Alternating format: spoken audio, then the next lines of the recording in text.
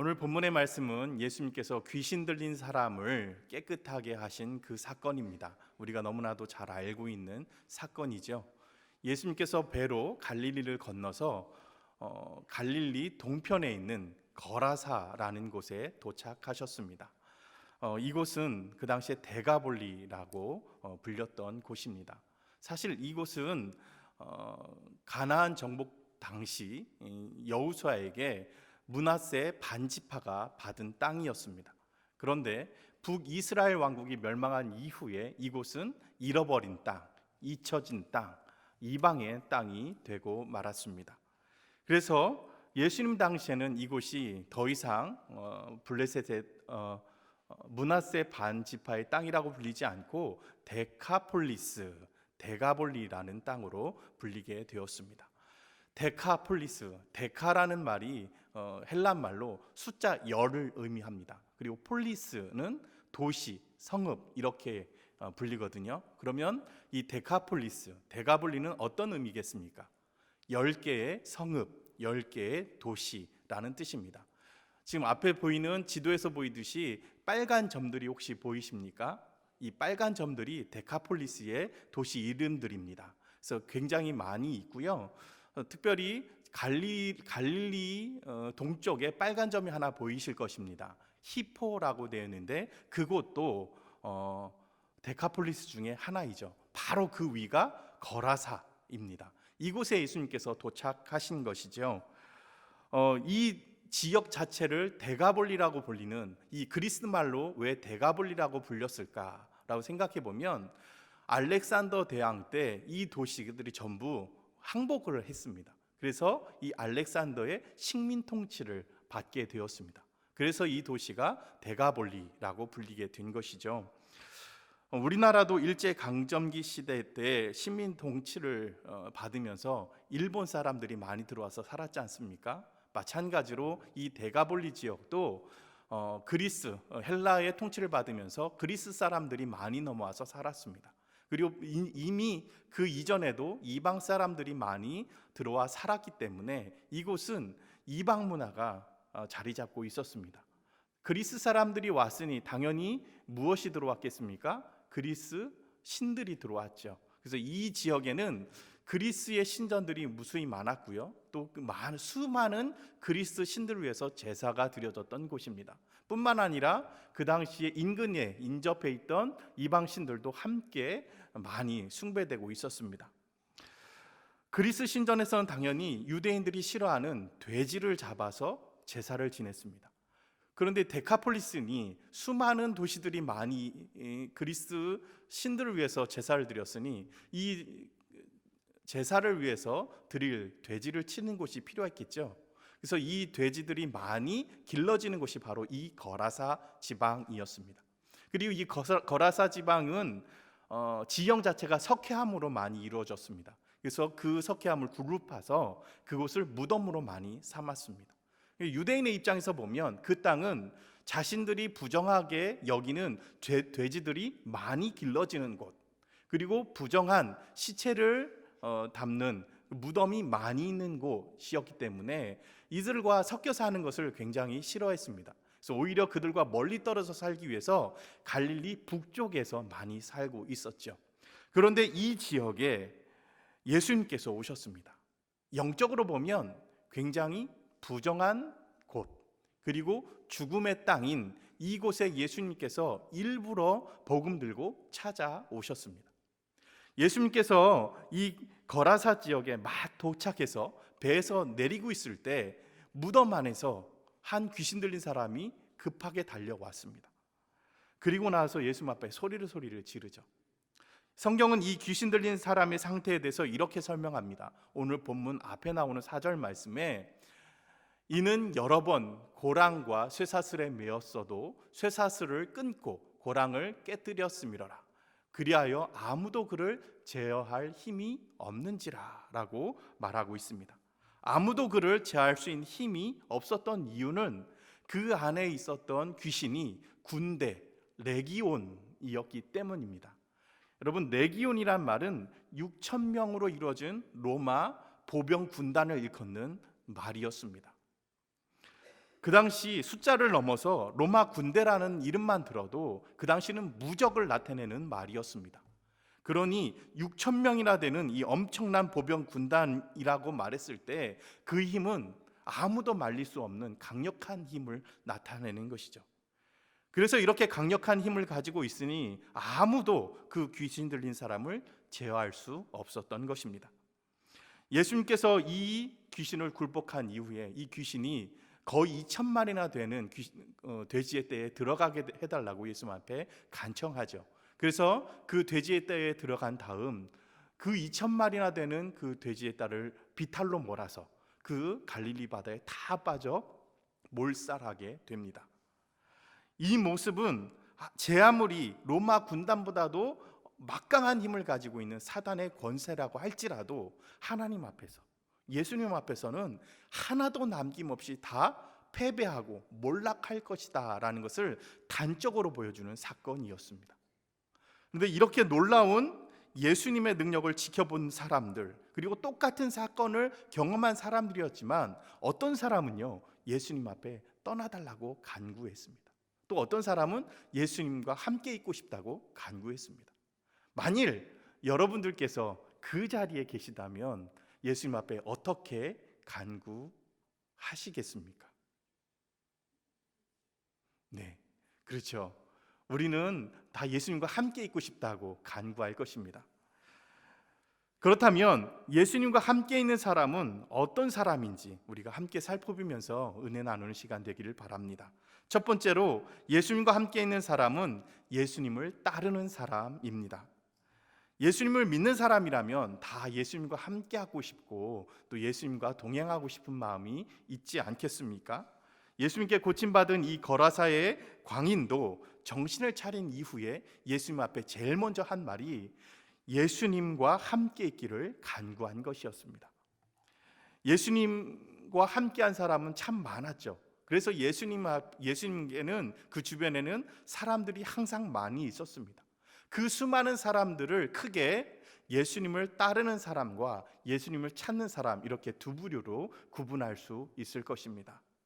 이 두 부류가 어떻게 다를까요? 먼저 예수님을 따르는 사람들은 예수님께서 불러주셔서 예수님을 따르는 사람이 된 사람들입니다. 그래서 예수님과 함께 있게 된 그 시작이 자신에게 있지 않고 예수님으로부터 시작된 사람들이었습니다. 그런데 반면에 예수님을 찾는 사람들은 자신의 필요에 의해서 예수님 앞에 찾아와서 예수님과 함께 있었던 사람들이었습니다.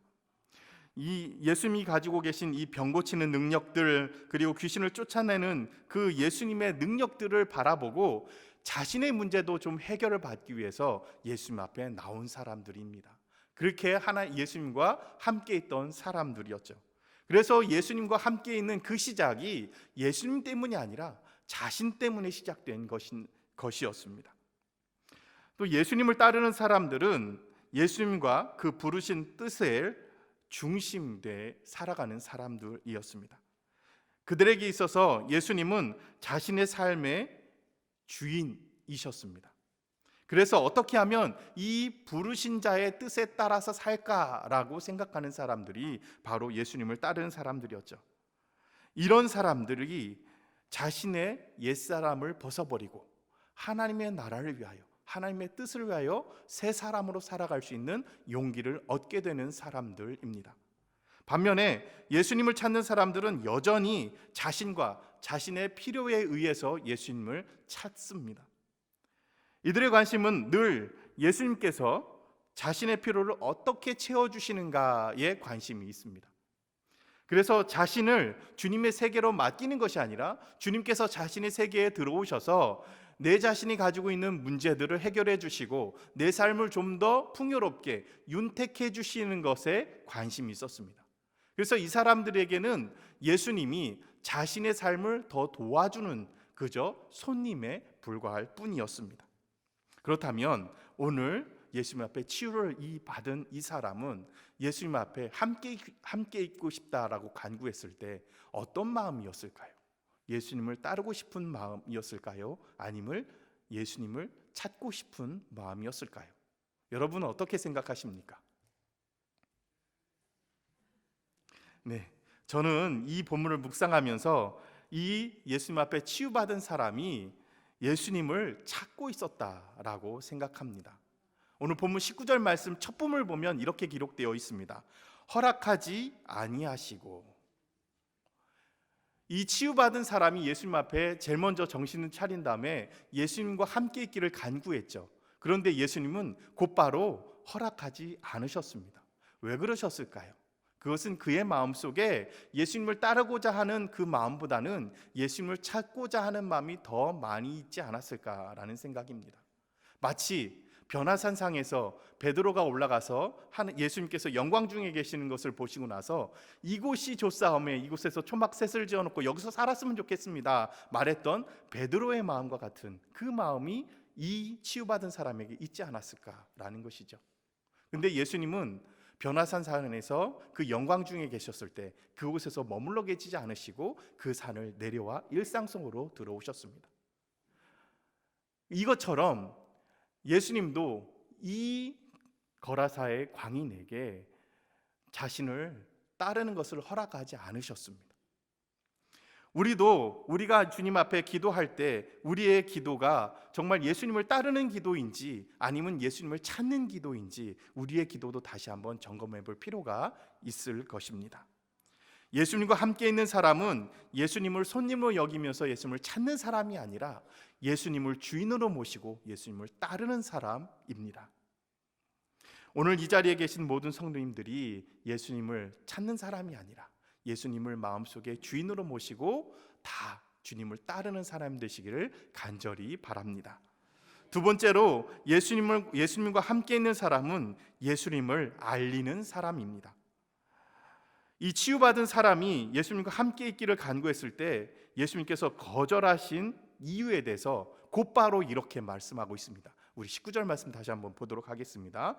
그에게 이르시되 집으로 돌아가 주께서 내게 어떻게 큰 일을 행하사 너를 불쌍히 여기신 것을 내 가족에게 알리라, 이렇게 하셨습니다. 예수님께서는 치유받은 사람에게 따를 수 있는 기회를 허락해 주신 것입니다.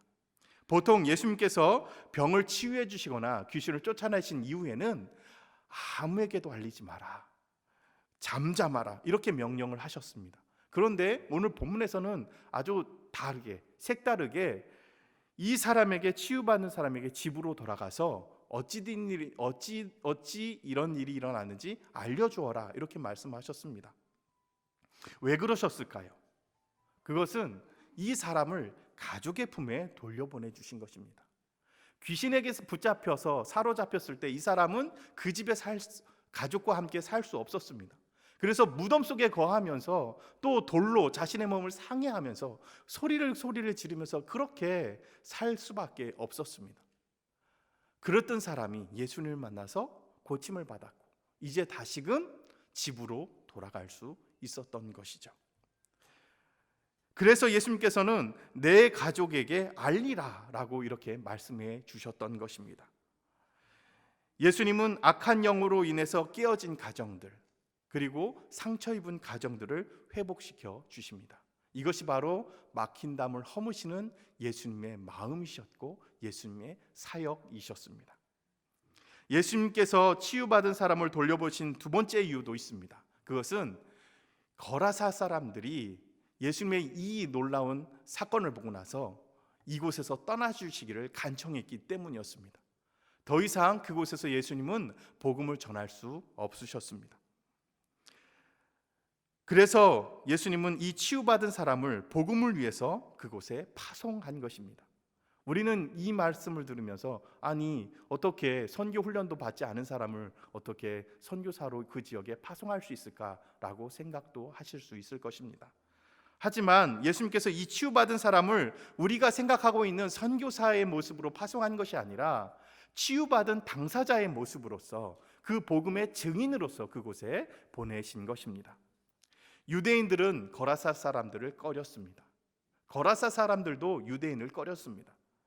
예수님은 일부러 거라사 사람들의 땅을 찾아오셔서 복음을 전하실 수는 있었지만 당시 예수님과 함께 했던 제자들은 어땠을까요? 유대인으로서 굉장히 부담스러운 일들이었습니다. 그런데 치유받은 사람은 달랐습니다. 거라사 사람이었지 않습니까? 그들과 동족이었습니다. 어떤 의미에서는 이 사람은 그 지역에서 가장 유명한 사람이었을 것입니다. 그런 사람을 치유하셔서 그 일의 증인으로, 복음의 증인으로 보내셨을 때 어떠한 일이 일어났는지 오늘 본문 20절 말씀에 이렇게 기록하고 있습니다. 우리 함께 읽어보도록 하겠습니다.